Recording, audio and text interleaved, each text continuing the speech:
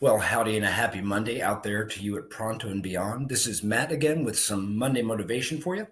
And if you recall, I'm reviewing a book that I'm listening to slash reading called The 12 Rules for Life by Jordan Peterson.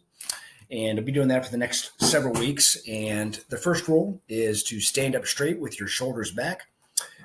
And the second rule in his Antidote to Chaos is to treat yourself like someone you are responsible for helping.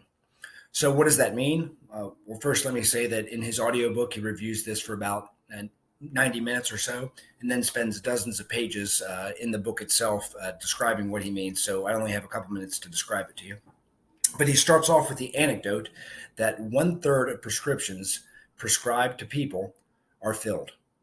And then half of that remaining two thirds uh, will fill the prescription, but will not take it correctly.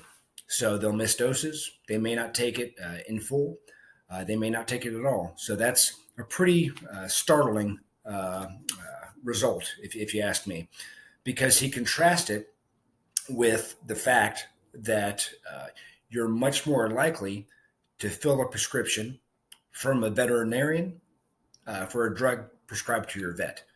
And so he takes that anecdote, those medical studies, and he says that we don't take the prescriptions ourselves as almost a form of self-loathing. So maybe we don't think we actually need the medicine. Maybe we know better. Maybe we don't trust the doctor. But it's pretty remarkable that we take care of our pets because we see them perhaps as being more worthy of helping, and we want what's best for them, but we don't do the same for ourselves. And he goes back in a little more detail and talks about the balance between chaos and order. He talks about yin and yang. He looks at, again, Christian allegories with Adam and Eve in the Garden of Eden. So he looks at it from a lot of different perspectives. And he talks about how the treatment we have of other people, helping other people, is that process, how we get from chaos to order.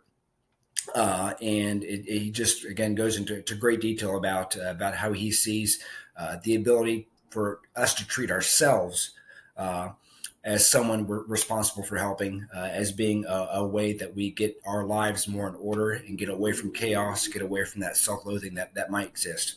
So, what does that mean for you? What it means, in my opinion, is that at the end of the day, you have to decide that you are worth helping, which is may sound very simple, may sound very intuitive, but I think we sometimes live in a world of chaos, knowing what we need to do to get things in order, but at the same time don't do those things.